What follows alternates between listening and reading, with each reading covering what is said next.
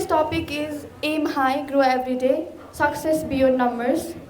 हामी सबै आइएससीको प्रिपरेसनमा छौँ र यो मोमेन्ट हाम्रो लागि एकदम धेरै इम्पोर्टेन्ट र स्ट्रेसफुल पनि हुन्छ। तर सक्सेस भनेको केवल मार्क्समा मात्र सीमित हुँदैन, यो भनेको कन्फिडेन्स, ग्रोइङ, लर्निङ र पोजिटिभ माइन्डसेट पनि हो। This is exactly what today's discussion is about. So let's move forward. Let me introduce you to our panelists. So representing grade 10 students, we have Ms. Choming Tamang, Mr. Pratyush Raut. As a teacher, we have Mr. Santosh Nepali, Mr. Ashish Manandar, and we have a very special guest with us today, Ms. Prathana Shrestha, who is successful to secure a perfect 3.95 GPA in previous SEE. Thank you all for joining us today.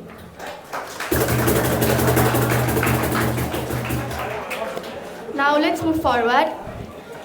हामी सबैलाई थाहा छ विद्यार्थी जीवन भविष्य निर्माण गर्ने एक महत्त्वपूर्ण तत्त्व हो जहाँ लक्ष्य र मेहनत नै सफलताको तय गर्छ। So I want to direct this question to every panelist and hear each of your opinion on this. Why it is important for students to aim high in their academic journey? Starting from Ashish sir.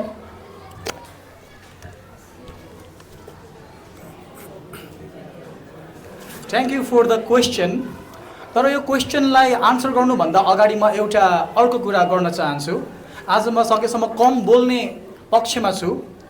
Before answering this question, why is it important to aim high? I want to tell one thing to all the students who are in our audience. I want to tell a thing to you.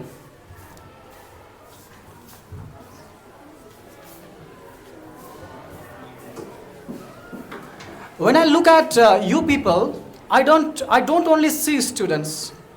I see people who are super talented and who have the highest amount of potential.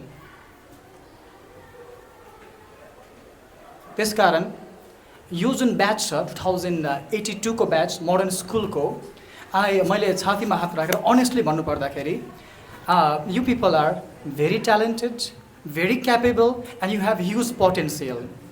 यो वर्ष जति मैले तिमीहरूलाई पढाएँ, जति मैले तिमीहरूलाई सिकाएँ, त्यो भन्दा बढी मैले तिमीहरूबाट सिकेको छु.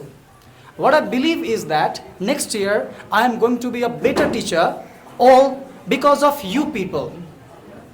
So I want to take a moment and thank all the students from grade 10, especially for your cooperative nature and your proactiveness. Thank you so much.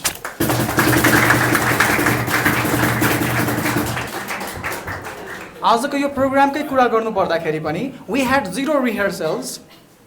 We didn't have elaborative planning. तर पनि यति smoothly यो program run हुँदैछ. This is not because of me. This is not because of us the teachers, but this is because of you the students. अब चाहिँ म actually यो क्वेसनलाई answer गर्न चाहन्छु. Why is it important to aim high? Now I don't find myself very qualified to answer this question. तर पनि म आफ्नो अनुभवका आधारमा यो प्रश्नको जवाफ दिन चाहन्छु. Every human on earth wants a plethora of success. So I want to start with the definition of success. What is success? For me, success equals growth. Success equals becoming better than yesterday. And success equals becoming the best version of yourself. So, what is the formula of success? It's not that complex.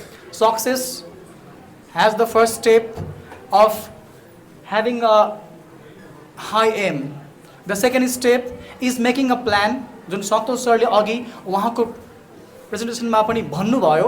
And the third step, it is to execute the plan.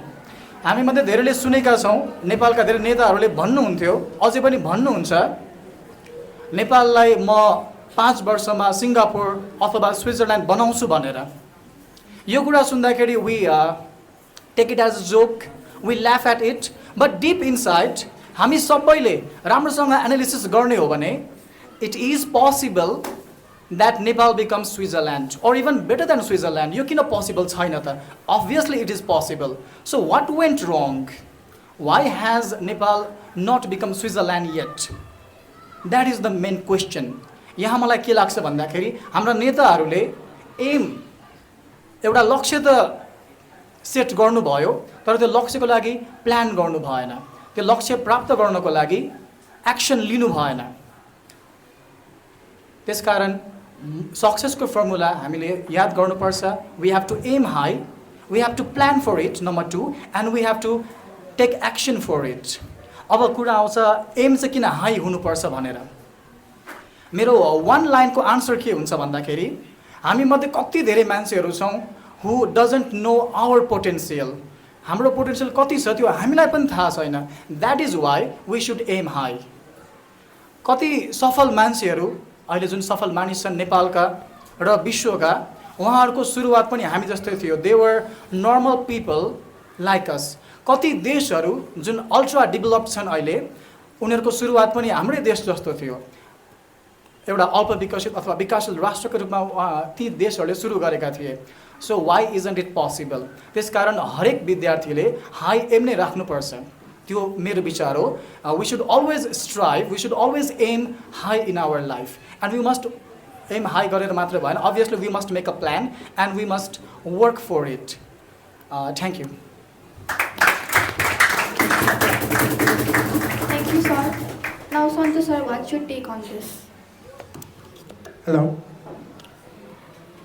यो क्वेसनमा चाहिँ धेरै जस्तो कुराहरू आशिष सरले भनिसक्नु भएको छ। तैपनि म चाहिँ लक्ष्मीप्रसाद देवकोटाको एउटा भनाइ सम्झिन चाहन्छु। उद्देश्य के लिनु उडी छुनु चन्द्र एक। जुन बेला चन्द्रमामा मान्छे पुगेको थिएन, लक्ष्मीप्रसाद देवकोटाले भनिसक्नु भएको थियो। त्यो बेलामै उद्देश्य यस्तो लिनु कि चन्द्रमा छुने गरेको भनेर पहिले भनिसक्नु भएको थियो उहाँले चाहिँ। यो चाहिँ किन रहेछ भन्दाखेरि यसो हामीले हिस्ट्री हेऱ्यो भने चाहिँ मान्छेले यो सब किन गरिरहेको छ भन्दाखेरि आफ्नो कम्फर्टको लागि गरिरहेको छ। हरेक कुराहरू हामी आफू कसरी, जस्तो तपाईँहरू यत्रो वर्ष पढ्न आउनुभयो नि यहाँ होइन, लाइफमा तपाईँहरूको अन्तिम गोल भनेको चाहिँ कसरी लाइफलाई चाहिँ सजिलै जिउने भन्ने नै हो क्या। जोसुकै जहाँसुकै जाओस्, विदेश जाओस्, यहीँ बसोस्, जे गरोस्, यो सबै दुःखको लास्ट उपाय भनेको खुसी हुनु नै हो क्या। अन्तिममा के गर्दा खुसी हुन्छ त भनेर खोज्दा खोज्दै हाम्रो चाहिँ डेथको टाइमसम्म पुगिसकेका हुन्छौँ हामीले। र त्यही भएर चाहिँ हामी जतिखेर के गर्दा चाहिँ अझै राम्रो हुन्छ, के गर्यो भने चाहिँ एउटा इन्टरभ्यूमा चाहिँ के सोधेको थियो भन्दाखेरि, ल यही चन्द्रमाको कुरा गरेँ मैले होइन, चन्द्रमामा चाहिँ रकेट पठाएर त्यत्रो धेरै खर्च गरेर पठाउनुको के फाइदा छ भनेर पत्रकारले सोध्नु भएको थियो कि। र त्यो पठाउँदै गर्दाखेरि चाहिँ त्यहाँ चाहिँ लाखौँ अरू कुराहरूको इन्भेन्सन हुने रहेछ क्या। त्यो रकेट पठाउँदै गर्दा पनि लाखौँ अरू कुराहरूको इन्भेन्सन हुने रहेछ। त्यो एउटा उद्देश्य त भयो त्यहाँ चन्द्रमासम्म पुग्ने, तर त्यो सँगै अरू कुराहरू आफै जोडेर आउने रहेछ क्या। त्यो एन्सर्स गर्नुभएको थियो क्या। त्यो रकेट बनाउँदै गर्दा चाहिँ अरू थाउजन्ड्स अफ मोर देन कुराहरू चाहिँ इन्भेन्ट हुने रहेछ।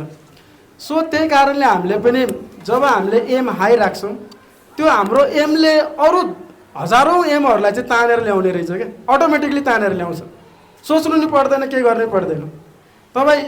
तपाईँसँग जस्तो एउटा कुनै एम लिनुभयो तपाईँले, त्यसमा जस्तो मैले मेरो पढाइमै सक्सेस हुन्छु भनेर एम लिएँ भने चाहिँ मेरो सँगसँगै चाहिँ बोल्ने स्किलदेखि लिएर त्यो नलेज गेन गर्ने स्किलदेखि लिएर केही अर्को नयाँ कुरा क्रिएट गर्ने स्किल, त्यो सँगसँगै दौडेर आउने रहेछ क्या। त्यही कारणले गर्दाखेरि पनि एउटा एममा हामी लागि पर्नु भनेको चाहिँ अरू 10-15वटा एमहरू चाहिँ हाम्रो अटोमेटिकली अननोइङली पनि त्यो हामीले ग्रो अप गर्नु हो। सो त्यही कारणले गर्दाखेरि चाहिँ हामीले जति सकिन्छ हाम्रो एम हाई लिइसकेपछि चाहिँ आफ्नो लाइफ कम्फर्ट हुने त छँदैछ। हामीले लिएको एमले चाहिँ अरू हजारौँ मान्छेहरूलाई पनि त्यो एमको कारणले गर्दाखेरि चाहिँ काम गर्छ।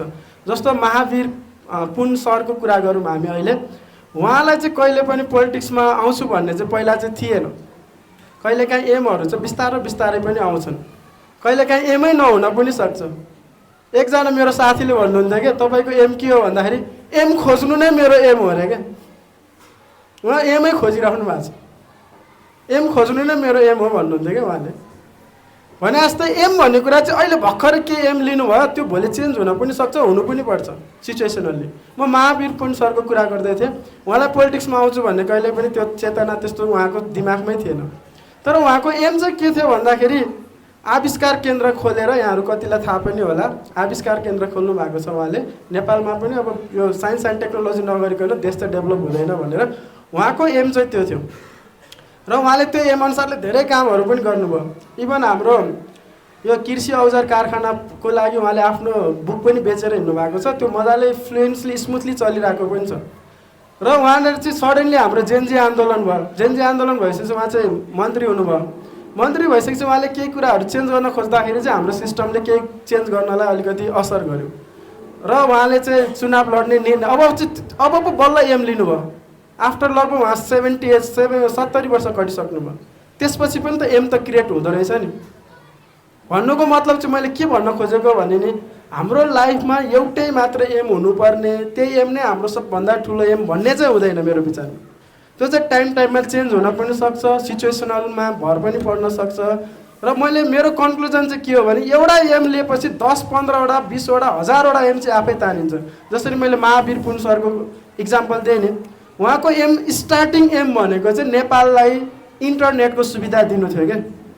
र म्याग्दी जस्तो ठाउँमा जुन बेला नेपालमा कम्प्युटरै थिएन, म्याग्दी जस्तो ठाउँमा चाहिँ उहाँले इन्टरनेट पुर्याउनु भएको थियो त्यो टाइमिङमा। र त्यो एउटा एमले अर्को एम तान्यो, जस्तो आविष्कार केन्द्रलाई तान्यो, त्यसपछि बुक बेचेर भए पनि उद्योग धन्दाहरूलाई चलाउने एमलाई तान्यो, हुँदा सांसदसम्मको एमलाई चाहिँ तान्यो उहाँको। यसै गरी एमहरू चाहिँ हाम्रो जो चेन्ज हुँदै पनि जान्छ र एम हाई लिनुको मतलब चाहिँ अरू एमहरू चाहिँ अटोमेटिकली आउँछ भन्ने चाहिँ मेरो धारणा। हस्, धन्यवाद।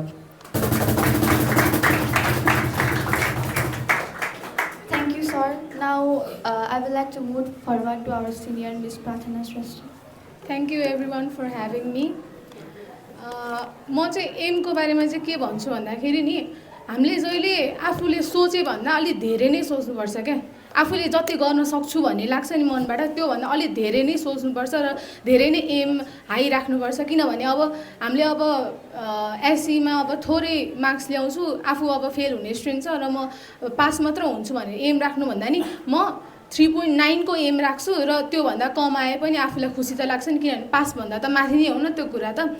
त्यही भएर हामीले एम एकदम हाई राख्यो भने चाहिँ आफ्नो लिमिटलाई पुस गर्छौँ र आफ्नो पोटेन्सियल थाहा हुन्छ। अनि यसले चाहिँ हामीलाई मेहनत गर्न पनि धेरै सिकाउँछ। यो एससीमा मात्र होइन, सबै कुरामा चाहिँ लागु हुन्छ। Thank you.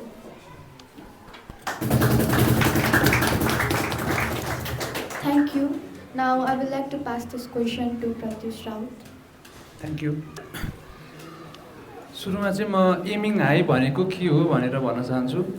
एमिङ हाई भनेको चाहिँ अब एउटा आफ्नो स्टुडेन्टले आफ्नो जुन क्षमता हुन्छ त्योभन्दा बढी इक्जाममा ल्याउन सक्ने भनेर अठोट गर्नु नै हो।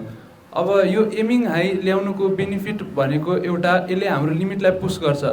यसले हाम्रो सक्दो मार्क्सभन्दा बढी ल्याउने अठोटको कारण यसले मोटिभेसन पनि क्रिएट गर्छ।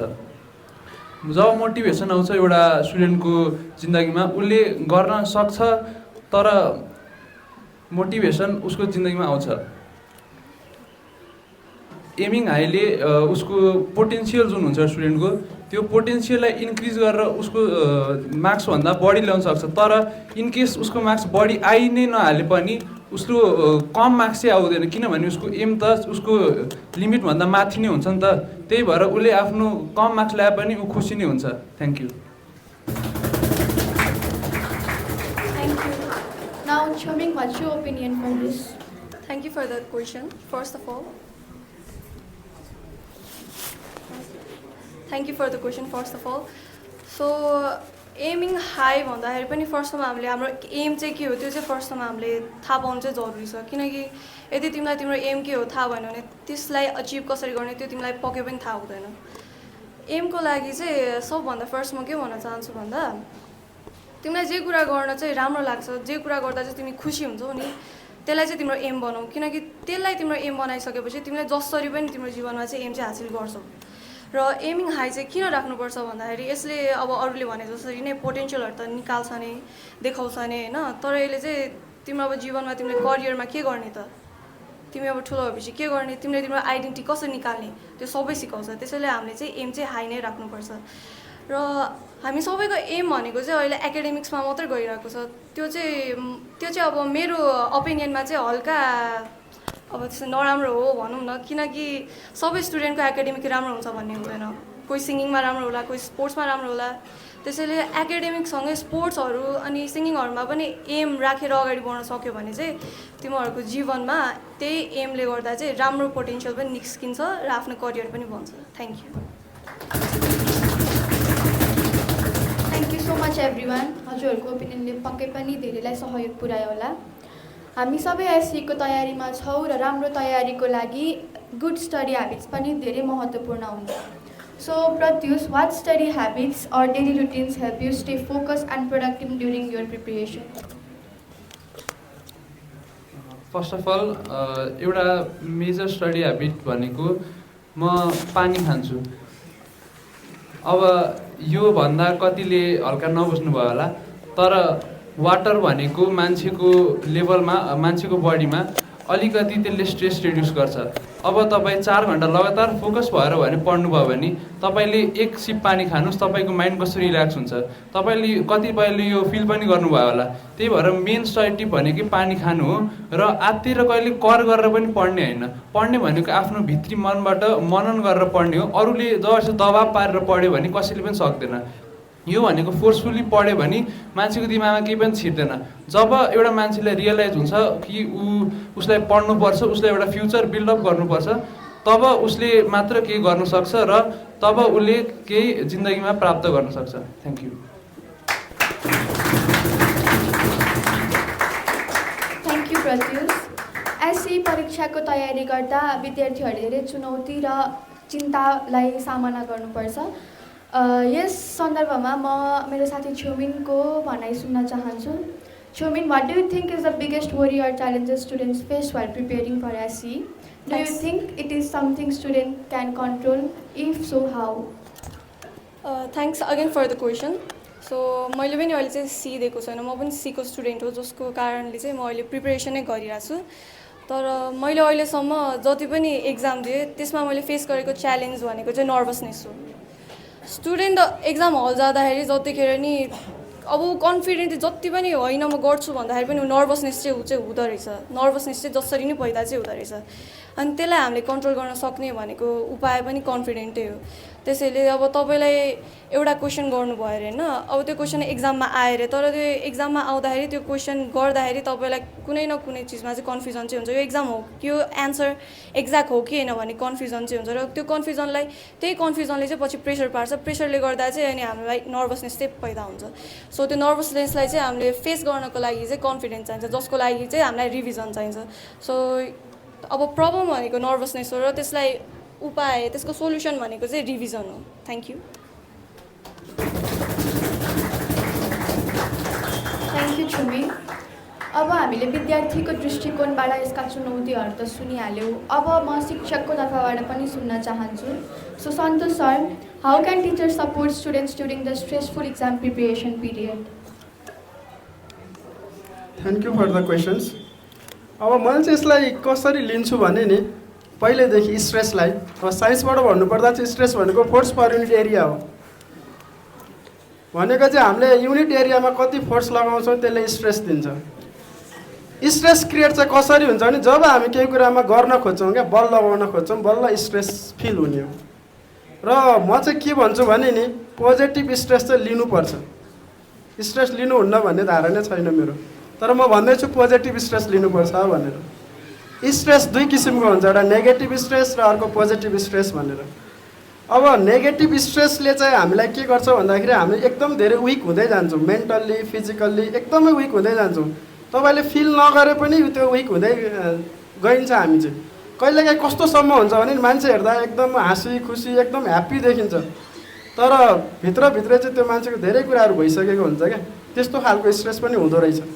मान्छे हेर्दाखेरि नर्मल लाग्ने, अरूसँग कुरा गरिरहेकै छ जस्तो लाग्ने, तर त्यो जुन इन्टरनल स्ट्रक्चर छ अब त्यो भयो कसरी भन्दाखेरि उसले कतै न कतै नेगेटिभ स्ट्रेस चाहिँ लियो क्या। अब मैले यहाँ के बुझाउन खोजेको भन्दाखेरि नेगेटिभ स्ट्रेस जब हामीले चाहिँ आफूलाई नराम्रो हुने कुरा अथवा समाजलाई नराम्रो हुने कुराहरूतर्फ हामी उन्मुख हुन्छौँ, त्यतिखेर चाहिँ अटोमेटिकली नेगेटिभ स्ट्रेसहरू चाहिँ आइ नै हाल्छ। तर मैले पोजिटिभ स्ट्रेस कहाँनिर कुरा गरेको भन्दाखेरि अघि हाम्रो फर्स्ट क्वेसन थियो नि एम हाई भन्ने कुरा। अब तपाईँले एम हाई लिने बित्तिकै स्ट्रेस त सुरु भइहाल्छ, तपाईँको हातमा छैन, त्यो कन्ट्रोलमै छैन त्यो। त्यो कन्ट्रोल गर्ने कुरा पनि होइन र हुनु पनि पर्छ। र यसलाई अझ साइन्टिफिकली हेर्ने हो भने पोजिटिभ स्ट्रेस लियो भने चाहिँ हाम्रो ब्रेनमा धेरै डेन्ड्राइट्सहरू हुन्छन्। त्यो डेन्ड्राइट्सको नम्बर्सहरू चाहिँ बढ्न जान्छ। जसरी आइन्स्टाइनको डेथ भयो, आइन्स्टाइनको डेथ भइसकेपछि उहाँको ब्रेन स्टडी भयो, उहाँको चाहिँ नर्मल मान्छेको वेटभन्दा पनि कम थियो क्या वेट चाहिँ ब्रेनको। तर पनि त्यत्रो धेरै ब्रेन पावर कसरी आयो भन्दाखेरि चाहिँ उहाँको चाहिँ पछि काउन्टिङ गर्दाखेरि चाहिँ नम्बर अफ डेन्ड्राइट्सहरू चाहिँ धेरै पाइयो। अब डेन्ड्राइट्स कसरी पाइन्छ भन्दाखेरि एकदमै स्ट्रेसफुल लाइफ बाँचेन भने त डेन्ड्राइट्स बढ्ने चान्स नै छैन। तपाईँले जति धेरै स्ट्रेस लिनुभयो, पोजिटिभ भन्दैछु म, जस्तो तपाईँले जिपे ल्याउने स्ट्रेस लिनुभयो अथवा पास हुने विद्यार्थीले फेल हुने विद्यार्थीले जसरी पास हुन्छु भन्ने किसिमको स्ट्रेस लिनुभयो अथवा अझै योभन्दा म राम्रो गर्न सक्छु भन्ने स्ट्रेस लिनुभयो भने चाहिँ एकदमै बेटर हुन्छ। र नेगेटिभ स्ट्रेसलाई कसरी कन्ट्रोल गर्ने भन्ने कुरामा चाहिँ कतिपय कुराहरू चाहिँ अब तपाईँले प्रिपरेसनको टाइममा रिभिजन गर्दै जानुभयो, मैले अघि रिभिजनको कुरा पनि गरेँ, रिभिजन गर्दै गएपछि तपाईँले अटोमेटिकली तपाईँको स्ट्रेस पोजिटिभ नेगेटिभ स्ट्रेस चाहिँ घट्दै नै जान्छ, निकै नै कम हुन्छ। अघि नामले भने जस्तो इक्जाममा नर्भसनेस हुने, नर्भसनेसको कारण के हो त भनेर खोजौँ न। धेरैको नर्भसनेसको कारण क्वेसनै नबुझ्ने, क्वेसन बुझे पनि त्यसको एन्सर कन्फ्युजन स्टेटमा जाने, यो हो कि त्यो हो कि कुन लेखौँ। त्यसको मेन जड भनेको चाहिँ घरमा गरिने रिभिजन प्र्याक्टिस नै हो। र मेरो कन्क्लुजन चाहिँ के हो भने पोजिटिभ स्ट्रेस चाहिँ लिनै पर्छ यदि लाइफमा केही गर्ने हो भने। र नेगेटिभ स्ट्रेसलाई रिड्युस गर्नु छ भने चाहिँ आफूले जे कुरामा एचिभ गर्न खोजिरहेको त्यसमा चाहिँ तपाईँले त्यसलाई बारम्बार दोहोऱ्याइराख्नु भयो भने चाहिँ त्यो अटोमेटिकली आफै हटेर जान्छ, केही गर्नै पर्दैन एक्स्ट्रा। हस्, धन्यवाद। Thank you sir. हरेक व्यक्तिले आफ्नो जीवनमा केही न केही लक्ष्य लिएका हुन्छन् जसले गर्दा उनीहरूलाई अघि बढ्न प्रेरित गर्छ। सो म यो क्वेसन चाहिँ मेरो साथीहरू दुईजनालाई सोध्न चाहन्छु। Have you set any personal or academic goals for yourself? If yes, could you share what they are and what motivates you to pursue them?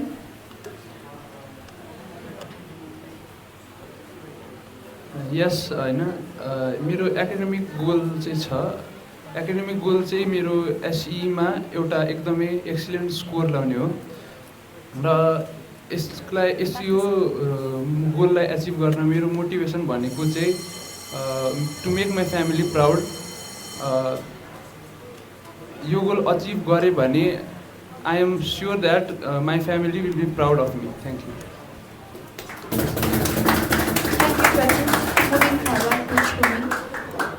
So thanks again for the question.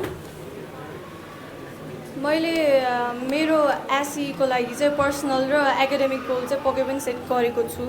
र academic goal भन्नुपर्दा चाहिँ अब मैले आज यति ल्याउँछु भनेर भन्नु लाएँ, तर पछि त्योभन्दा थोरै धेरै चाहिँ आउन सक्छ, जसमा चाहिँ अब कुरा नगरौँ, त्यो आफैमा भर पर्छ। तर पर्सनल गोलको रूपमा चाहिँ मेरो लाइफको गोल के हो भन्दाखेरि जसरी हुन्छ आफ्नो चाहिँ बेस्ट भर्जन निकाल्ने, आफ्नो पोटेन्सियललाई चाहिँ 100% दिन खोज्ने। अब 100% नभए पनि त्यसलाई कसरी हुन्छ एचिभ गर्ने, त्यो चाहिँ मेरो पर्सनल र एकाडेमिकको दुइटैको गोल हो। अहिले मेरो ऱ्याङ्किङ र अहिले मेरो मार्क्सहरू जति आइरहेको छ त्योभन्दा मैले अब 1-2 मार्क्स बढाउन सक्यो भने पनि त्यो त मेरो अब गोल हो नि त। अगाडि जसरी हुन्छ अगाडि बढ्ने र राम्रो गर्ने भनेको चाहिँ मेरो आफ्नो गोल हो। अनि यसलाई मोटिभेसन चाहिँ केले गर्छ भन्दाखेरि म सेल्फ मोटिभेसन नै हुन्छु, किनकि अरूको मोटिभेसन सुनेर एकछिन मोटिभेट हुन्छु म, तर आफैले नै मोटिभेसन नआएसम्म चाहिँ मैले कहिले पनि मोटिभेट हुन सक्दिनँ। अब मलाई टिचरहरूले भन्नुहुन्छ तिमीले यस्तो गर, तिमीले उस्तै गर, म सुन्छु, तर म कसरी गर्ने मलाई थाहा नै छैन भने मैले गर्ने चाहिँ कसरी। तर यदि आफैले नै होइन मैले यस्तो त गर्नै पर्छ भन्यो भने मैले जसरी नै सोल्युसन त निकाल्छु नि त म। त्यसको लागि चाहिँ म तपाईँहरूलाई के भन्न चाहन्छु भन्दाखेरि तपाईँहरू आफ्नो गोल एचिभ गर्नको लागि जतिखेर पनि पिसफुल हुनुहोस् र माइन्डफुल हुनुहोस्, जसले गर्दा चाहिँ हामी फ्रेस पनि हुन्छौँ र हाम्रो गोल एचिभ गर्नको लागि पर्स्यु गर्नको लागि चाहिँ हामीलाई एकदमै सजिलो हुन्छ। Thank you. Thank you Chhomen. म कहिलेकाहीँ टिचरहरूले गफ गरेको सुन्छु र गफ गर्दाखेरि चाहिँ के भन्नुहुन्छ भने कहिलेकाहीँ विद्यार्थीहरूले मेहनत त गर्छन् तर सही तरिका नजान्दाखेरि चाहिँ अलमलमा पर्छन् भनेर, होइन। So I want to ask Santosh sir, from your experience, what are the common mistakes students make while preparing for SEE and how can they avoid them? Thank you. यो क्वेसन चाहिँ स्टुडेन्टहरूले गर्ने धेरै जस्तो कमन मिस्टेक चाहिँ के हो भने नि कतिपय हाम्रो एकदम ट्यालेन्टेड स्टुडेन्टहरूमा चाहिँ ओभर कन्फिडेन्स छ। भनेको चाहिँ कस्तो ओभर कन्फिडेन्ट भन्दाखेरि क्वेसन हेऱ्यो यता आइहाल्ने रहेछ नि, कहिलेकाहीँ क्वेसनमा कमा फुल स्टप पछिको भाव कति धेरै फरक पर्छ र एउटा भनाइ चाहिँ के छ भन्दाखेरि नि जो स्टुडेन्टले क्वेसन फुल्ली बुझ्छ नि 50% आन्सर थाहा पाइसकेको हुन्छ। यसमा बिलिभ गर्नुहोस्, त्यो भनेको ओभर कन्फिडेन्ट हो।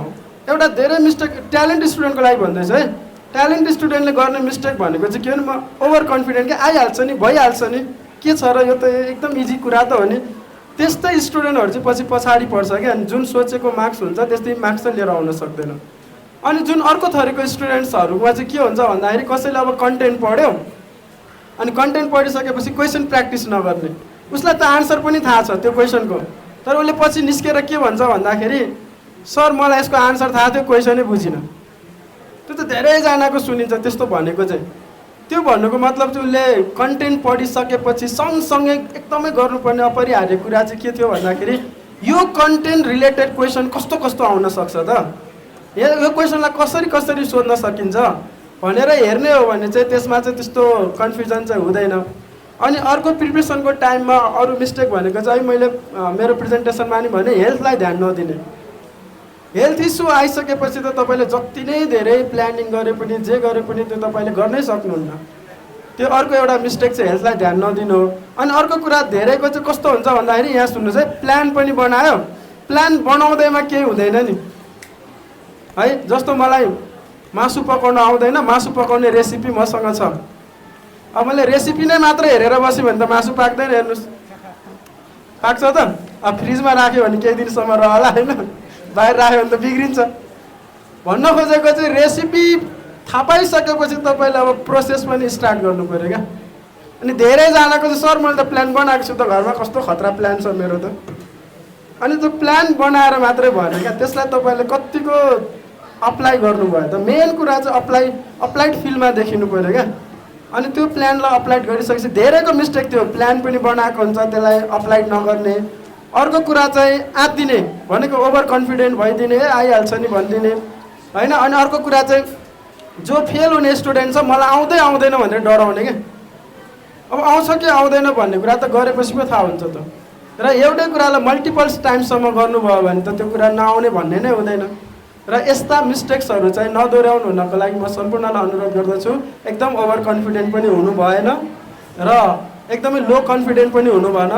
ठिक्क बिचमा बसेर र हेल्थलाई एकदमै याद राखेर र आफूले जे प्लान गरेको छ त्यो चाहिँ इमान्दारपूर्वक, इमान्दार हुने भनेको आफैमा हो है, फेरि कसैलाई देखाउन चाहिँ होइन। तपाईँ कसैलाई देखाउनको लागि इमान्दार हुनुहुन्छ भने चाहिँ उहाँलाई देख्दाखेरि तपाईँले ठ्याक्कै गरिदिनुहुन्छ, नाटक गरिदिनुहुन्छ है, गरेछ मेरो छोरा त पढाएको छ, छोरी पढाएको छ जस्तो हुन्छ होइन। अब तपाईँ आफू इमान्दार हुनुहुन्न भने चाहिँ त्यस्तो हुन्छ। तर इमान्दार हुनुहुन्छ भने तपाईँ घरमा कोही छैन भने पनि तपाईँले त्यो प्लान चाहिँ एक्लै भए पनि आफूले गर्नुहुन्छ। हस्, धन्यवाद। Although the question is not for me, मलाई चाहिँ एउटा कुरा भन्न मन लाग्यो। संस्कृति just asked Pratyush and Choming about their goals, उनीहरूको गोल के छ भनेर। त्यसमा म पनि आफ्नो गोल त होइन, तर as an English teacher of modern school मेरो गोल के छ, मेरो एक्सपेक्टेसन के छ त्यो चाहिँ भन्न चाहन्छु म।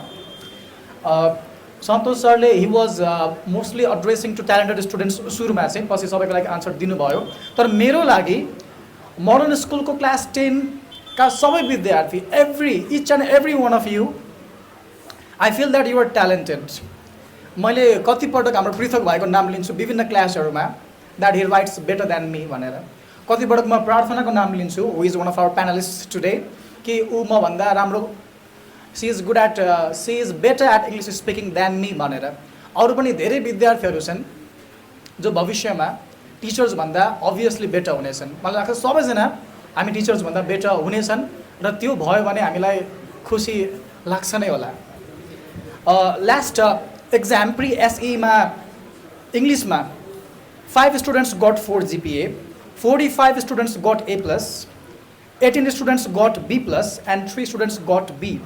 मेरो टार्गेट भनेको सबैजनाले एटलिस्ट एक स्टेप माथिको ग्रेड ल्याउनु भन्ने मेरो टार्गेट हो। किनभने मलाई थाहा छ कि जसरी नेपाल एक दिन सिङ्गापुर अथवा स्विजरल्यान्ड बन्न सक्छ, जसरी म एक दिन नेपालको एउटा रिनाउन्ड प्रोफेसर बन्न सक्छु, त्यसरी नै मोस्ट प्रोबेबली अझै धेरै चान्स छ कि क्लास 10 का धेरै विद्यार्थीले 4 GPA र A+ ल्याउनेछन्, यो मेरो विश्वास र आशा हो। धन्यवाद। Thank you, sir. Now I would like to ask question to Prathima Didi. What advice would you like to give students who are currently preparing for SEE? मेरो फर्स्ट एडभाइस भनेको चाहिँ सबैजनाले आफ्नो बेस्ट दिने हो।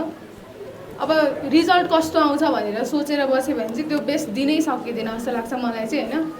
किनभने यो टाइममा चाहिँ कस्तो हुन्छ भन्दाखेरि म चाहिँ आफ्नो तर्फबाट भन्छु है, कस्तो फिल हुन्छ भन्दाखेरि अब सबैजनाले एक्सपेक्ट गरेर हुन्छ, अझ टपरमा त झन् 4 GPA आउँछ, यस्तो राम्रो आउँछ सबैले भनिरहेको हुन्छ, तर आफूलाई मात्र थाहा हुन्छ कि कस्तो आफूले सक्छ कि सक्दैन जस्तो हुन्छ। अनि कस्तो एकदम सिली सिली क्वेसनहरू दिमागमा आउँछ, जस्तै अब सिम्बल नम्बर नै उल्टो लेखिदिने हो कि होइन, अनि त्यसपछि यस्तै हुन्छ नि, अब एडमिट कार्डै लिएर जान बिर्सिने हो कि, कसैले चेक गर्दाखेरि मेरो कपी हराउने हो कि, त्यस्तो क्वेसन आउँछ। तर त्यस्तो क्वेसनलाई चाहिँ धेरै सोच्नु हुँदैन, धेरै सोच्यो भने फेरि त्यस्तै सिचुएसन पनि क्रिएट हुनसक्छ।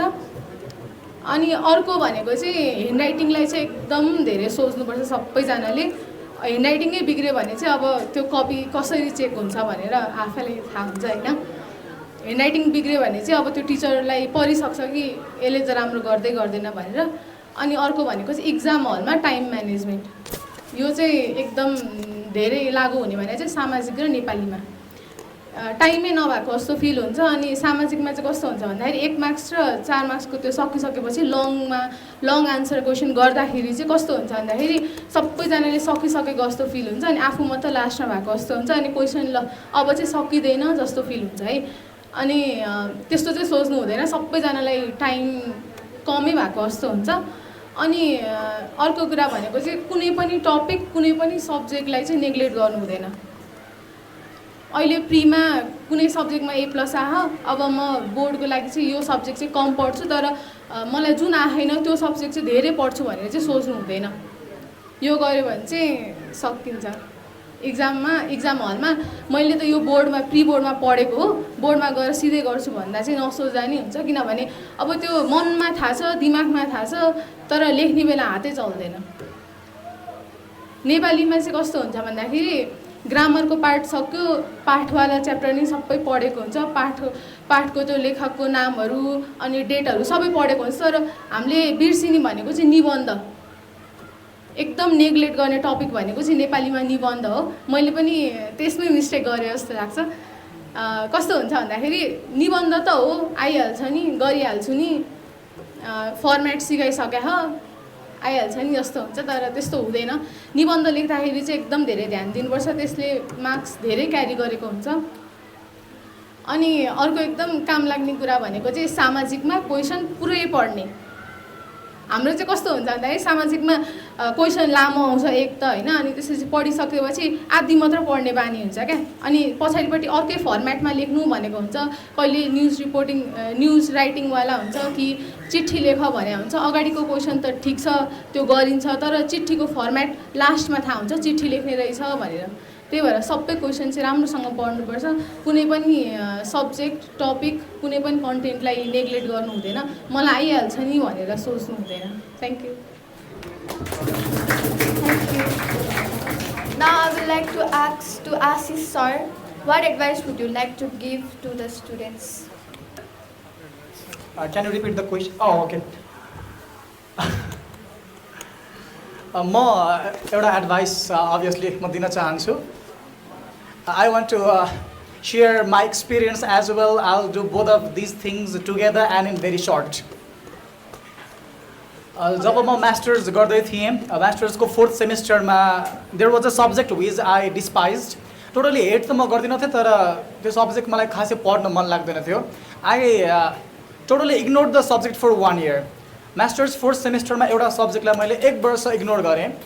एक्जाम आउन 1 हप्ता बाँकी हुँदाखेरि चाहिँ आई थट, किनभने म ब्याचलर्समा फेल भएर मैले रिएक्जाम दिएर पास गरेको ब्याचलर्स। मास्टर्समा मैले त्यही सोचेँ, 1 हप्ता बाँकी छ, I'll not prepare, I'll just skip this exam, म एब्सेन्ट हुनेछु अनि रिएक्जाम अपियर गरेर म पास हुनेछु भन्ने मैले सुरुमा initially that was my thought. अनि त्यो केही समय पछाडि आफ्टर अ फ्यु आवर्स मैले सोचेँ ठिक छ 1 विकमा कति प्रिपेयर गर्न सकिन्छ त्यति गरौँ न त।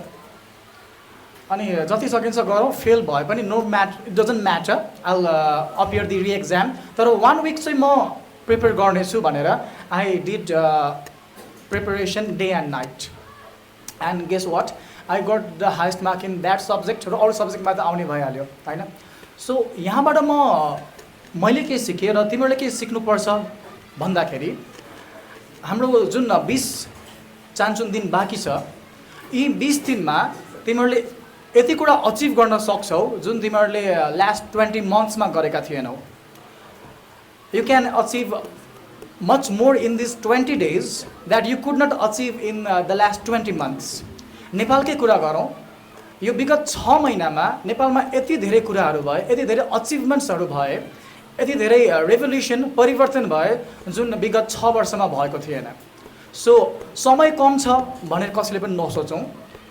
अघि हामीले जुन कुरा गऱ्यौँ सक्सेसको, first of all set a goal, it must be high goal, aim high. प्रार्थनाले पनि भन्यो हामीले एम चाहिँ हाई नै राख्नुपर्छ। Second, make a plan. यो 20 दिनको लागि एउटा राम्रो प्लान बनाऊ। सन्तोष सरले पनि मार्गनिर्देश गर्नुभयो केही समय अगाडि। So make a plan. And third, execute the plan. यो गर्नुपर्छ। 20 दिन मात्रै छ, अब म केही गर्न सक्दिनँ, वर्षभरि त म फेल भयो म्याथ्स अथवा साइन्समा, अब के हुन्छ र भनेर नसोचौँ। यो 20 दिनमा धेरै कुरा हुनसक्छ र धेरै कुरा गर्नुपर्छ। यो नै मेरो एउटा एडभाइस हो विद्यार्थीहरूको लागि। Thank you again. Thank you so much sir. अब मेरो अन्तिम प्रश्न हाम्रो सन्तोष सरको लागि छ। Sir, can you share your personal experience from your own student life that helped you approach of learning? धन्यवाद। मेरो पर्सनल एक्सपिरियन्स सुनाउनु पर्दा चाहिँ म चाहिँ गभर्मेन्ट स्कुलमा पढेको 10सम्म। अनि त्यसपछि खास चाहिँ म घरबाट इन्जिनियर बन्छु भनेर हिँडेको। मलाई थाहा थिएन इन्जिनियर बन्न के पढ्नुपर्छ भने, के कहाँ गएर भर्ना हुने, के पढ्दा इन्जिनियर बनिन्छ त्यति पनि थाहा थिएन मलाई। अनि मेरो बुवा र मेरो भिनाजु हुनुहुन्थ्यो एकजना, उहाँ चाहिँ धेरै कुरामा ज्ञान राख्नुहुन्थ्यो, उहाँ चाहिँ पोलिटिसियन पनि हुनुहुन्थ्यो। अनि उहाँ भिनाजुले जे भन्यो त्यसरी नै हामी अगाडि बढ्थ्यौँ क्या। अनि एउटा कुरा चाहिँ के थाहा भयो भन्दाखेरि स्कलरसिप पाइने रहेछ। अब स्कलरसिप त्यसै दिने चाहिँ होइन रहेछ, त्यो फर्म खोलेर इक्जाम दिनुपर्ने रहेछ। अनि त्यो भिनाजु मार्फत थाहा भयो, मैले स्कलरसिपको लागि इक्जाम पनि दिएँ, अनि इक्जाममा पास पनि भएँ। अनि उहाँले के भन्नुभयो भने तिमी के बन्ने भन्नुभयो क्या। म त इन्जिनियर बन्ने भन्ने सोच छ, अझ म पहिला पाइलट बन्छु भन्थेँ होइन। अनि मलाई कसैले चाहिँ पाइलट बन्न धेरै पैसा लाग्छ भन्ने सुनाइदिएपछि अनि मैले मेरो घरको परिवारले अफोर्ड गर्न नि सक्दैनन् होला जस्तो लाग्यो मलाई त्यो बेलामा। त्यो सानो बच्चा सोच छ नि, गरे भए त सकिने रहेछ, पैसाले नरोकिने रहेछ। तर मैले त्यस्तो पाएँ कि आफ्नो इन्भाइरोमेन्ट। अनि इन्जिनियरसम्म त बन्न सकिन्छ जसरी पनि भन्ने लाग्यो मलाई। अनि भिनाजुले इन्जिनियर पढ्नको लागि एउटा चाहिँ डाइरेक्ट पढ्न पनि पाइन्छ, सिभिल इन्जिनियरिङ। तर त्योभन्दा राम्रो चाहिँ +2 साइन्स गऱ्यो भने चाहिँ अझै राम्रो हुन्छ। ब्याचलर इन इन्जिनियरिङदेखि लिएर धेरै कुरा पढ्न चाहिँ एकदमै बेटर हुन्छ भन्ने सल्लाह दिनुभयो क्या उहाँले। अनि अर्को चाहिँ के पनि भन्नुभयो भने +2 साइन्स यसो जसो तसो गऱ्यो भने चाहिँ जुनसुकै फिल्डको मान्छे भन्दा पनि अलिकति राम्रो हुन्छ भनेर भन्नुभयो क्या उहाँले। +2 साइन्स चाहिँ पास मात्रै हुनु र अर्को कुनैमा टपर बन्नु पनि +2 साइन्स पढेको मान्छे चाहिँ पछि गएर फेरि गोल्ड मेडालिस्ट हुनसक्छ भन्नुभयो कि। त्यति धेरै मेहनत गर्न सिक्छ अरे क्या उसले 2 वर्षमा। अनि त्यो कुराले गर्दा म ल गर्नुपर्छ +2 साइन्स भनेर चाहिँ +2 साइन्स पढ्नको लागि भर्ना भयो स्कलरसिपमा। अनि मैले अघि नै कुरा जोडेको थिएँ म सरकारी स्कुलमा पढेको भनेर। अनि जब +2 साइन्स स्कुलमा कलेज गएपछि चाहिँ मेरो लागि चाहिँ हर कुरा नयाँ भयो क्या। मलाई चाहिँ ल्याब भन्ने पनि थाहा थिएन। अहिले मैले फिजिक्समा मास्टर डिग्री गरेँ, मलाई फिजिक्सको स्पेलिङ पनि आउँदैन थियो। त्यो सिचुएसनबाट मेरो यात्रा सुरु भयो क्या। अनि ओल्ड इज गोल्ड भन्ने किन्न पाइन्थ्यो त्यो बेलामा है। त्यो ओल्ड इज गोल्डमा चाहिँ त्यो प्याटर्न चाहिँ कस्तो थियो भन्दाखेरि प्रायः क्वेसन्सहरू चाहिँ रिपिट हुन्थ्यो, स्टिल अहिले पनि हुन्छ है। त्यो चाहिँ हाम्रो ओल्ड क्वेसन प्र्याक्टिस गर्नुको कारण त्यो पनि हो। मैले ओल्ड इज गोल्ड किनेर लिएर आएँ। अनि त्यसपछि ओल्ड इज गोल्ड यसो हेरेँ, म त क्वेसनै बुझ्दिनँ के सोधेको थाहा छैन मैले एन्सर कसरी लेख्ने। म त्यो बेलुका चाहिँ बेसकन रोएँ, एकदमै धेरै रोएँ। म किन रोएँ भन्दाखेरि मलाई के लाग्यो भन्दा मेरो लाइफ सिद्धियो। मेरो बाआमाले यत्रो धेरै दुःख गरेर साइन्स पढाउन एडमिट गरिदिइसक्नु भयो। न म बुवा आमाको अगाडि अनुहार देखाउन सक्छु, न समाजको अगाडि जान सक्छु। म यति लो फिल भयो कि मलाई अब म केही पनि गर्न सक्दिनँ जस्तो लाग्यो मलाई। अनि कहिलेकाहीँ रुनु नि पर्छ, मेरो हत्तपत्त आँसु चाहिँ आउँदैन तर रुनु चाहिँ पर्छ। त्यो चाहिँ मैले पछि बुझेको। रुयो भने चाहिँ धेरै कुराहरू चाहिँ हल्का हुने रहेछ कि, नरुने मान्छेलाई लास्टै गाह्रो हुन्छ, धेरै स्ट्रेस चाहिँ घटेर जान्छ क्या रोएपछि।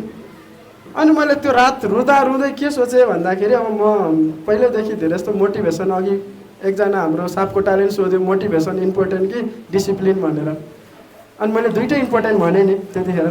मोटिभेसन चाहिँ कस्तो भन्दाखेरि मैले धेरैजनाको जीवनीहरू चाहिँ सुनेको थिएँ क्या, कस्तो कस्तो स्थितिबाट पनि मान्छेले सक्सेस पाउँछ है भनेर। अनि मैले चाहिँ के गर्नु थालेँ भन्दाखेरि मैले मेरो कोर्सलाई साइड लगाएर त्यो टाइममा चाहिँ मैले चाहिँ इङ्ग्लिस ल्याङ्ग्वेज सिक्न थालेँ कि आफैले सेल्फ। एउटा बुक पाइन्थ्यो, 3टा लेभल हुन्थ्यो त्यसको चाहिँ, एकदमै एउटा लो लेभलको, मिडियम अनि हाई लेभलको 3टा बुक पाइन्थ्यो कि एउटा राइटरको।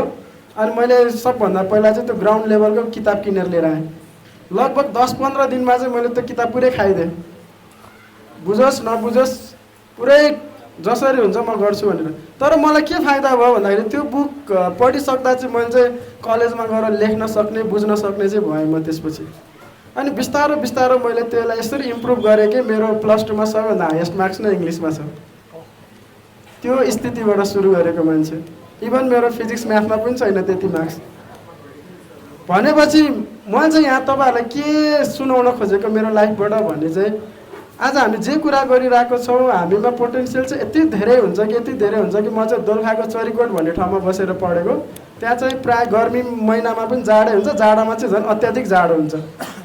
र मलाई चाहिँ म यतिसम्म हार्डवर्क गर्थेँ कि निन्द्रा नलागोस् भनेर म चाहिँ बेलुका गएर एकचोटि नुहाउँथेँ पनि। लगभग 3-4 घन्टा चाहिँ निन्द्रा लाग्दैन थियो त्यो चिसोमा नुहाएपछि। अनि त्यो चिसोमा नुहाएर आइसकेपछि त्यतिसम्म पनि मेहनत गरेँ मैले। अनि त्यो बेलामा मसँग चाहिँ एउटा टाइममा चाहिँ घडी पनि हुन्थेन, मोबाइल त हुने कुरै भएन त्यो टाइममा। अनि मैले चाहिँ अनुमानको भरमा कलेज जान्थेँ। म चाहिँ बाहिरको सिनेरियो हेरेर कति लाइट कति अँधेरो हुँदाखेरि चाहिँ हिँड्यो भने कलेज राइट टाइममा पुगिन्छ भनेर। अनि एकचोटि चाहिँ झुकेर म 2 घन्टा अगाडि नै गएको छु, एकदम फुल मुन रहेछ, मैले याद गरिनँ होइन, एकदम उज्यालो भनेर आत्तिएर गएँ। म कोही छैन कलेजमा। मैले यो घटना किन सुनाएको भने त्यति धेरै इगरनेस के भित्र, त्यो इनर्जी त्यस्तो क्या, पढ्न मन त्यस्तो के, आगो बोल्ने के भित्र के, त्यो गर्छु म, यो नगरी छाड्दिनँ। पागलपन भन्छ नि, पागलपन क्या, एउटा पागलै जस्तो के।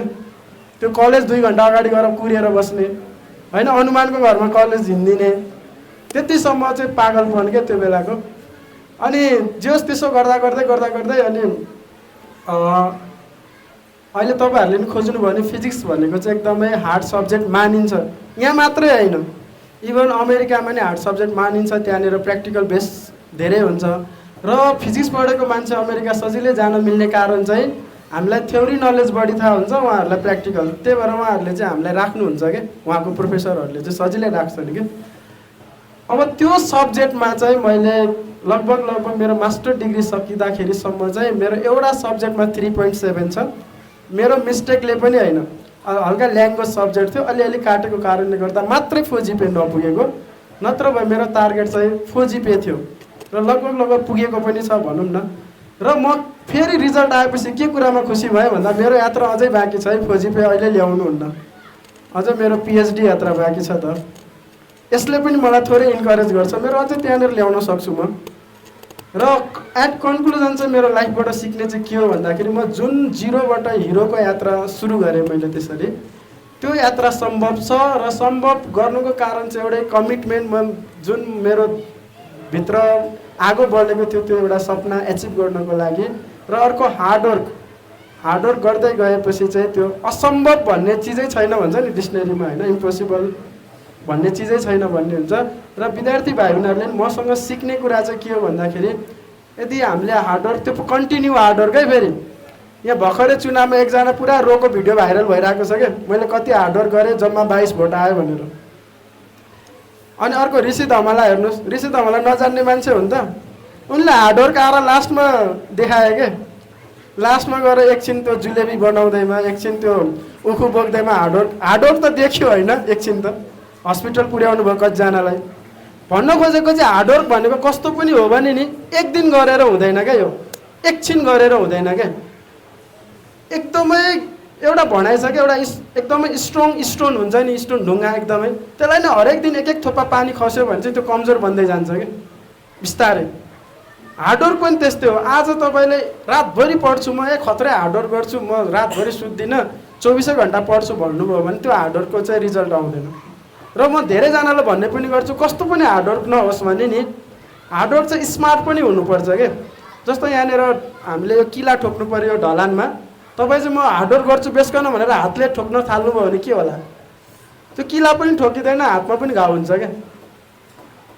अब हार्डवर्क त हार्डवर्क हो नि बिचरा उहाँ किला ठोकेको छ हातमा घाउ भइसक्यो रगत आइसक्यो कम त हार्डवर्क गर्यो त्यसले हार्डवर्क पनि स्मार्ट हुनुपर्ने रहेछ क्या संसारमा जोसुकै हेर्नुहोस् जसले स्मार्ट हार्डवर्क गर्छ उसले मात्रै एचिभ गर्छ त्यही भएर एउटा भनाइ नै चेन्ज गरेको थियौँ हामीले केही वर्ष अगाडि ट्राई फर द बेस्ट भन्ने चाहिँ कतिपयको स्कुलको यो भेस्टमै लेखेको हुन्छ क्या not try for the best try नगर्ने संसारमा कोही हुँदैन मान्छेले एचिभ फर द बेस्ट जसले एचिभ गर्छ त्यो मात्रै बेस्ट हो त्यही भएर एचिभ फर द बेस्टलाई चाहिँ याद गरौँ हार्डवर्क पनि स्मार्टली गरौँ जुन मैले गरे जस्तै स्मार्टली हार्डवर्क गरौँ प्लान गरेर गरौँ त्यो हार्डवर्कले चाहिँ पक्कै पनि हामीलाई हाम्रो लाइफमा हामीले जस्तो चाहेको त्यस्तै बन्न चाहिँ सक्छौँ हस् धन्यवाद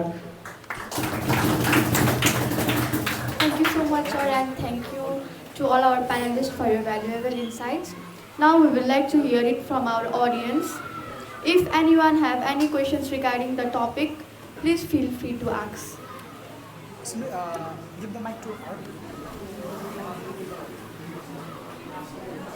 Hello.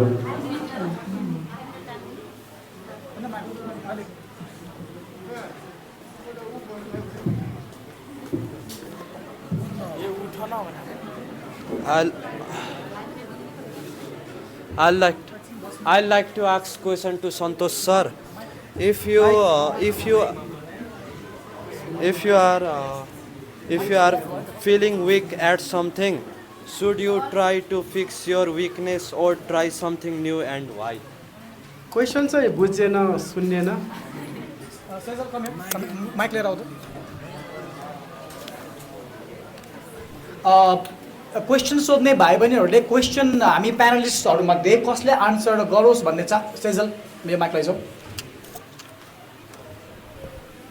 कोही हेलो चेक क्वेसन सोध्ने भाइ बहिनीहरूले कसले हामी मध्ये कसले आन्सर गरोस् भन्ने चाहनुहुन्छ उहाँहरूको नाम पनि लिनु होला है त अनि आफ्नो सर्ट नाम चाहिँ एकचोटि भनिदिनु है र please be very active for asking questions हामीले क्वेसनको लागि लगभग 8 देखि 10 मिनट मात्रै छ Question for Santosh sir. If you are feeling weak at some things, should you try to fix your weakness or try something new, and why?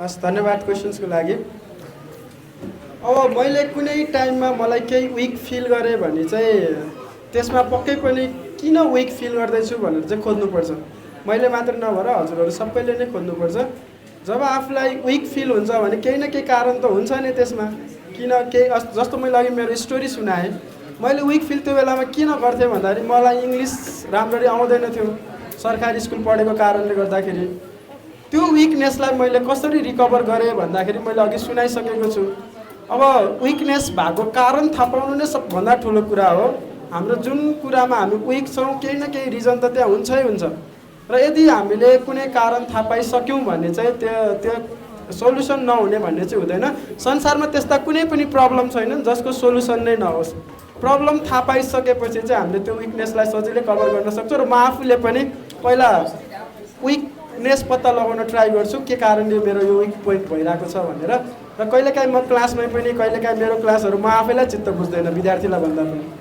मैले किन आज विक पर्फर्मेन्स दिएँ क्लासमा गएर म घरमा गएर धेरै नै सोच्छु अनि मैले के पनि सोच्छु भन्दाखेरि त्यति मात्र चाहिँ सोच्दिनँ यसलाई मैले भोलि कसरी रिकभर गर्न सक्छु भनेर फेरि भोलिपल्ट आएर मैले त्यसको बेस्ट गर्न ट्राई गर्छु र त्यो हुन्छ पनि हस् धन्यवाद let's take one question. One Namaste, it's student. me, Okay, ask Sumit. first.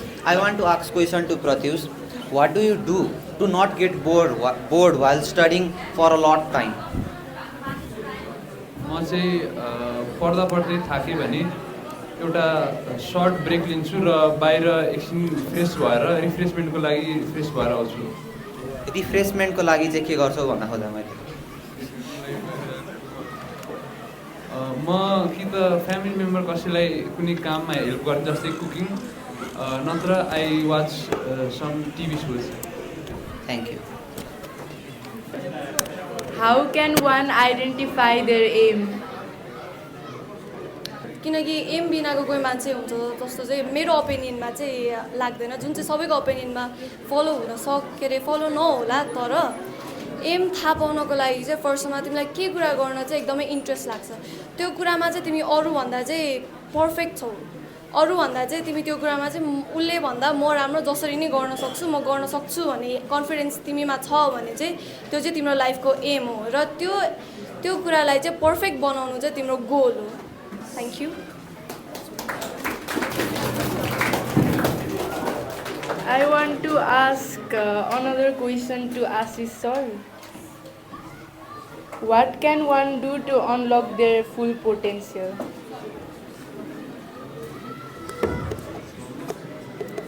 Thank you for the question. What can one do to unlock their full potential? The truth is, even मैले आफैले पनि आफ्नो potential unlock गरेको छैन. So I don't know the answer. I'm sorry. Because I haven't even realized my own potential. तर म के सोच्छु भन्दाखेरि एकदम सिम्पल कुरा, राति before I go to bed भोलि म के गर्नेछु मेरो पुरै प्लान रेडी हुन्छ. When you are dead clear about what you are doing tomorrow, then you are dead clear about what you are doing this year, then you are dead clear about what you want to do in your life. आज के गर्ने, भोलि के गर्ने, यो वर्ष के गर्ने र यो जीवनकालमा मर्नुभन्दा अगाडि के गर्ने, यो कुरामा स्पष्टता हुनुपर्छ. यति चाहिँ हुनुपर्छ. जसरी बालेन शाह क्लियर थिए, हि हेज उहाँको अब प्रधानमन्त्री बन्दै हुनुहुन्छ, त्योभन्दा अझै बढी केही अचिभ गर्नु छ होला उहाँलाई पक्कै पनि. प्रधानमन्त्री बन्नुहुन्छ, त्यस पछाडि उहाँलाई बन्न इच्छा छ नेपालकै सबभन्दा सफल प्रधानमन्त्री.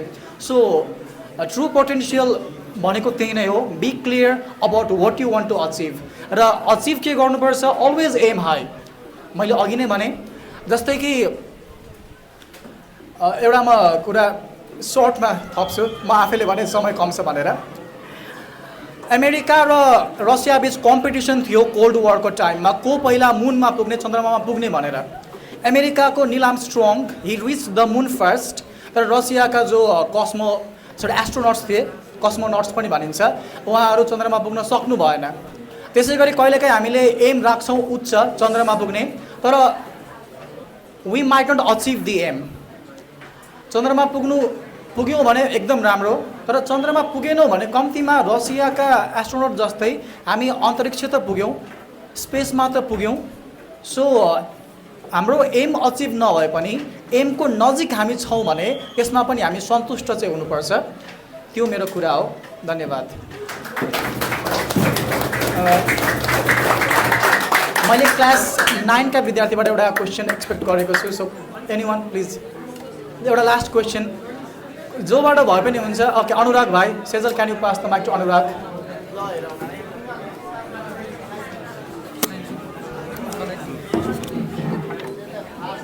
My question is for Ashish sir. What barriers are essential to break to achieve a good examination? Pardon me? हामीले हाम्रो एसीलाई अझै सक्सेसफुल बनाउन कस्ता अब्स्टाकल्सहरूलाई ओभरकम गर्न जरुरी रहेको छन्? Thank you so much. यो क्वेसनको आन्सर पनि म आफ्नो पर्सनल लाइफको एक्सपिरियन्सको आधारमा दिन चाहन्छु. सन्तोष सर र मेरो तपाईँहरू पर्सनालिटी कम्पेयर गर्नुहुन्छ भने we are polar opposite. He is hard working. चिसो पानीले नुहाउनुहुन्थ्यो बिहान. मैले पिक विन्टरमा यो पौषमा मेबी हप्तामा एकचोटि नुहाएको पनि तातो पानीले. उहाँ यति मेहनत गर्नुहुन्छ, हार्डवर्क सुरुदेखि नै गर्नुहुन्छ. म हार्डवर्क गर्छु एक्जाम सुरु हुनुभन्दा 1 महिना अगाडि, कुनै केसमा 1 हप्ता अगाडि. I am a huge procrastinator. तपाईँहरू जति अल्छी हुनुहुन्छ त्योभन्दा 2 गुणा अल्छी म छु. म यो 100% स्योरिटीका साथ भन्न सक्छु। तर पनि सन्तोषले एउटा कुरा भन्नुभयो, स्मार्ट वर्क। यो कुरा एकदम साइन्टिफिक पनि हो। जुन काम ए भन्ने मान्छेले 1 वर्षमा गर्न सक्छ, त्यही काम बी भन्ने मान्छेले 1 हप्तामा गर्न सक्ने हुन सक्छ। Your potential might be different from other people. जुन किताब ए भन्ने मान्छेले 4 पटक पढेर पनि बुझ्दैन, 40 दिन लगाएर पनि बुझ्दैन, बी भन्ने मान्छेले त्यही किताब 1 पटक पढेर 40 मिनटमा बुझ्न सक्छ। सो अनुराग भाइ, सबभन्दा पहिलो कुरा तपाईको विकनेस के हो र तपाईको स्ट्रेङ्थ्स के हो त्यो आइडेन्टिफाई गर्नु पर्यो। र विकनेस भन्नु नै हाम्रो ब्यारियर्स हो र विकनेसलाई चाँडोभन्दा चाँडो हामीले एड्रेस गर्नुपर्छ। अघिको प्रार्थनाको एउटा कुरा म फेरि रिटरेट गर्न चाहन्छु, रिपिट गर्न चाहन्छु। तपाईँ कुनै कुरामा राम्रो हुनुहुन्छ भने त्यसलाई इग्नोर चाहिँ नगर्नुहोस्। फेरि तपाईँ धेरैजना इङ्ग्लिसमा राम्रो हुनुहुन्छ, अब चाहिँ म इङ्ग्लिस पढ्दिनँ, इङ्ग्लिसको एक्जाम अगाडि मात्र पढ्छु, यो नभन्नुहोस्। एउटा सलिड प्लान बनाउनुहोस्, एउटा फ्ललेस प्लान बनाउनुहोस् र त्यो प्लानलाई फलो गर्नुहोस्। मेरो उत्तरले सायद पूर्ण सन्तुष्टि दिएन होला अनुराग भाइलाई, समय छैन मसँग व्याख्या गर्नको लागि। म मेरो उत्तर यही टुङ्ग्याउन चाहन्छु। प्रार्थनालाई कसैको के क्वेसन छ भने एउटा क्वेसन म चाहन्छु, please ask 1 question to your senior Prarthana. She can give very valuable insights. ल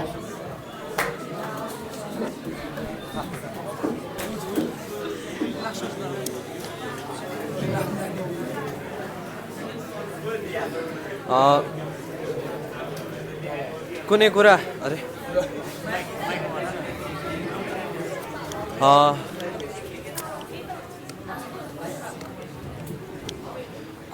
कुनै कुरा हामीले मतलब बारम्बार पढेर क्वेसन फर प्रार्थना दिदी, कुनै कुरा हामीले बारम्बार पढे पनि बिर्स्यो भने हामीले त्यसको लागि के गर्न सक्छौँ? कुनै कुरा पनि बारम्बार पढ्दा पनि आएन भने चाहिँ कस्तो हुन्छ भन्दाखेरि कि फोकस नभएर हो कि अलिक कन्फिडेन्ट नभएर हो। त्यही भएर के गर्नुपर्छ भन्दाखेरि कुनै क्वेसनको आन्सर, क्वेसनलाई चाहिँ राम्रोसँग पढ्नुपर्छ है। क्वेसनलाई राम्रोसँग पढेर क्वेसन चाहिँ बुझ्न फर्स्टमा ट्राई गर्नुपर्छ, अनि मात्र आन्सरको बारेमा सोच्नुपर्छ। अनि के गर्नुपर्छ भन्दाखेरि क्वेसन राम्रोसँग पढिसकेपछि आन्सरलाई 5 चोटि चाहिँ मिनिमम रिपिट गर्ने, मुखले नै ठुलो ठुलो आवाज गरेर रिपिट गर्ने। त्यसपछि 1 चोटि लेख्ने पनि। त्यो लेखेन भने चाहिँ कस्तो हुन्छ भन्दाखेरि आफूले पढेर त गएको हुन्छ, तर इक्जाममा लेख्ने बेला चाहिँ अल्मलिन्छ क्या। अझ लङ क्वेसन आन्सर छ भने चाहिँ बुझ्नुपर्छ मजाले, सर्ट छ भने चाहिँ रटेर पनि गर्न सकिन्छ, तर बुझेर गऱ्यो भने चाहिँ राम्रो। अनि लेखेर अनि पढेर गऱ्यो भने चाहिँ राम्रो हुन्छ। त्यसमा म अलिकति थपेँ है त। ल आशुतोषले सायद अरूले पनि भन्न खोजेको क्वेसनमा के होला भन्दाखेरि धेरैचोटि पढ्दा पनि बिर्सिने भन्यो नि त उसले। उहाँ के बुझ्नु पर्यो भन्दाखेरि धेरैचोटि पढ्दा नि बिर्सिने भनेपछि त्यो पढ्ने तरिका ठिक भएन कि भनेर सोच्नु पर्यो, सबभन्दा इम्पोर्टेन्ट कुरा चाहिँ। नत्र त्यो सही तरिका हुन्थ्यो भने त त्यस्तो हुनै सक्दैन। र त्यतिखेर चाहिँ हामीले आफ्नो तरिकालाई चाहिँ, आफ्नो वेलाई चाहिँ डाइभर्ट गर्न सक्छौँ। जस्तो कसैलाई चाहिँ भिजुअल हेरेर याद आउने हुन्छ, भिडियो हेरेर, कसैलाई चाहिँ अडियो सुनेर याद आउने हुन्छ, विभिन्न किसिमको माइन्डसेट हुन्छ क्या हाम्रो। कसैलाई लेखेर हुन्छ। त्यही भएर आशुतोष भाइ त्यसरी पनि याद भएन भने चाहिँ तिम्रो वे नै गलत छ भनेर बुझ्नुपर्छ। रिपिट गर्दा पनि बिर्सिने नआउने भनेको चाहिँ अर्को वे खोज्नुपर्ने हुन्छ है त। हस्, धन्यवाद। Thank you sir and thank you so much everyone. Now I would like to call Sarita ma'am in the stage to hand over the token of love.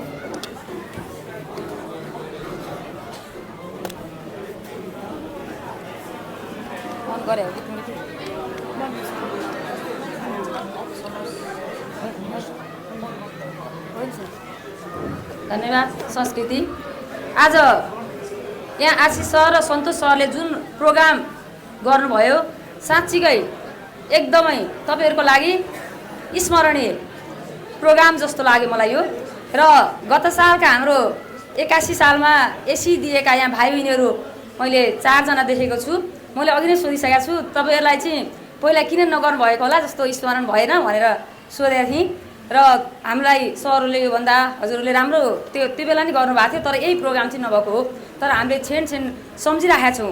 यस्ता कार्यक्रम हामीलाई धेरै गर्नुभयो, धेरै ती कुराहरू चाहिँ हाम्रो लागि चाहिँ जीवन त जहिले पनि चाहिँ हामीलाई स्मरण रहिरहनेछ भनेर चाहिँ भनेका छन्। खुसी पनि लागेको छ र मलाई बोल्न त अलिकति मन थियो। सरहरूले धेरै कुरा र यहाँ प्यानल डिस्कसनमा जो बस्नु भएको छ धेरै कुरा गर्नुभयो। पक्कै पनि हामीले भनिरहेकै कुरा आएका छन् र जुन कुरा अहिले आज आएका छन् यी कुरा चाहिँ हामीले यत्रो वर्ष पढ्दा पनि कति कुरा गर्दा गर्दै जुन कुरा स्मरणको रूपमा लिएका थिएनौँ, तर आजको यो जुन डिस्कसन भएको छ त्यो चाहिँ हामी यो थोरै समय, आज त 27 गते भएको छ, तपाईँहरू एसी दिएर भोलिपल्ट एकदम फ्रिडममा तपाईँहरूको योजनाअनुसार हिँड्न सक्नुहुन्छ। तर यति दिनमा अब हामीले के गर्नुपर्छ, समयलाई कसरी हामीले चाहिँ सदुपयोग गर्ने र सबै सब्जेक्टलाई कसरी भ्यालु दिने। अब कुनै सब्जेक्टलाई चाहिँ हाई, यसलाई चाहिँ म धेरै मार्क्स ल्याउँछु, एउटा सब्जेक्टमा मात्रै लो मार्क्स आयो भने के हुन्छ होला, त्यो सबै कुरा बुझिसक्नु भएको छ। र म अन्तिममा तिमीहरूलाई हाम्रो शुभकामना, केही प्रोग्राम त पछि भइ नै हाल्छ, त्योभन्दा पहिला आजको यो यहीँबाट म 2082 सालमा सहभागी हुने सम्पूर्ण भाइ बहिनीहरूलाई आउँदो एसीमा चाहिँ उत्कृष्ट नम्बर ल्याउनको लागि शुभकामना दिन्छु। र एउटा कुरा के भन्छु भने म यहाँ सरहरूले धेरै उदाहरण दिनुभयो, हामी उद्देश्य र लक्ष्य एउटै हो भन्ने सम्झिन्छौँ, तर उद्देश्य र लक्ष्य कहिल्यै पनि एउटै होइन।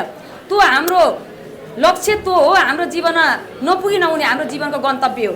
त्यो लक्ष्यमा पुग्नको लागि उद्देश्य हाम्रो बेला बेलामा के गर्दै जान्छौँ, हामी चेन्ज गर्दै जान्छौँ, तर हाम्रो पुग्ने ठाउँ के भन्दा एउटै हो।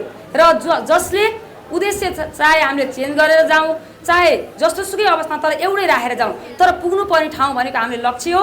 र हामी सबै यहाँ भएका भाइ बहिनीहरूको लक्ष्य भनेको के भन्दा जीवनमा सुख पाऊँ। सुख पाउनको लागि हाम्रो के भन्दा पक्कै पनि जीवनमा सुख पाउनको लागि तिमीहरूले अहिले चाहिँ परिश्रम गर्नै पर्छ। त्यसको लागि अहिले आशुतोषले पनि केही कुरा उठाएका छन्। कुनै पनि सब्जेक्टलाई हामीले सबैलाई भ्यालु, इक्वल भ्यालु दिने र जसलाई आउँदैन सबैको, हाम्रो सबै हामी यहाँ स्टुडेन्टहरू क्यापेबल छौँ, गर्न नसक्ने कोही पनि छैनौँ। र हामीले के भयो सम्झिनुपर्छ भन्दा म चाहिँ एकदमै घमण्ड कहिले गर्नु हुँदैन, 3 लेभलमा हामीले सम्झिनुपर्छ। उच्च घमण्ड गऱ्यो भने हामी पक्कै पनि म जस्तो कोही छैन भने पनि हामी खस्किन्छौँ।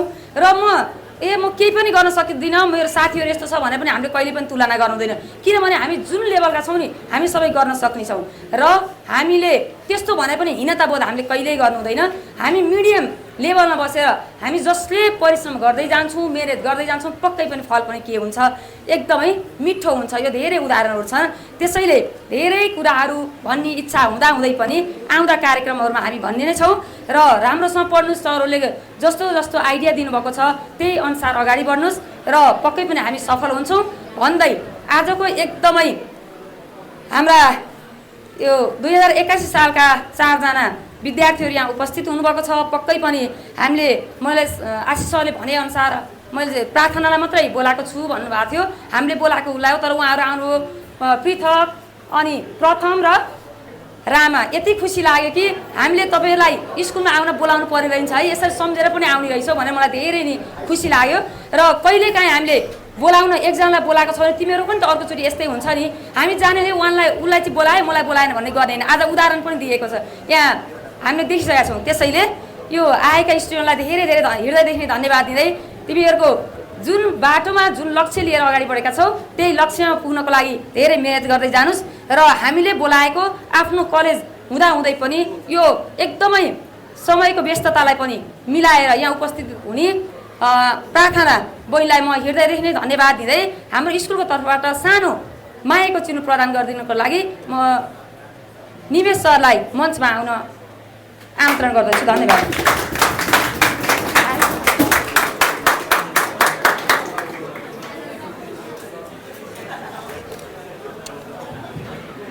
बोल्ने त धेरै कुरा छ, तर समयको अभावले चाहिँ केही बोल्दिनँ। तर यो एसी दिने भाइ बहिनीहरू सबैलाई हार्डवर्क गर्नु, सक्सेस तपाईँहरूकै हातमा हुन्छ। You can do, I believe you can do, you can do, and you all are able to bring A+, and this is my best of luck for you. अनि sir, सन्तोष sir, आशिष sir, प्रार्थनालाई चाहिँ धेरै धेरै धन्यवाद, आइदिनु भयो, समय दिनुभयो, यस्तो प्रोग्राम गरिदिनु भयो। भाइ बहिनीहरूलाई चाहिँ अर्को उपदेश दिनु धेरै धेरै बोल्ने समय चाहिँ मसँग छैन है। धन्यवाद।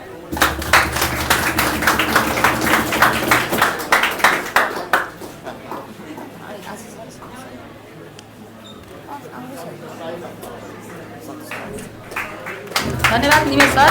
यसै गरी आजको यस प्यानल डिस्कसन कार्यक्रम राखेर हाम्रा एसएससी 2082 सालमा सहभागी हुने विद्यार्थीहरूलाई दिनुभएको सल्लाह सुझावलाई हामी सधैँभरि स्मरण गर्नेछौँ। यो मैले पहिल्यै भनेको छु। यस्तै गरी यो जुन कार्यक्रम तय गर्नुभयो यसको लागि म हाम्रो आदरणीय सहपाठी मित्रहरू आशिष मानन्दर सर र सन्तोष नेपाली सरलाई पनि हाम्रो स्कुलको तर्फबाट सानो मायाको चिनो प्रदान गरिदिनु हुनको लागि निमेश सरलाई म हार्दिक अनुरोध गर्दछु।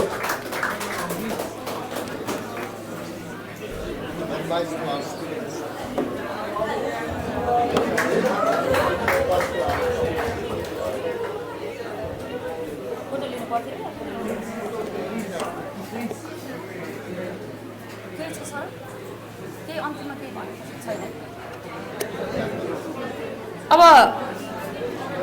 यही मायाको चिनो प्रदान गर्दा गर्दै हाम्रो कार्यक्रम पनि अन्तिम भइसकेको छ। अब सम्पूर्ण भाइ बहिनीहरूलाई लाइनबद्ध रूपमा आफ्नो क्लासमा गएर आफ्ना मेटेरियल्सहरू राम्रो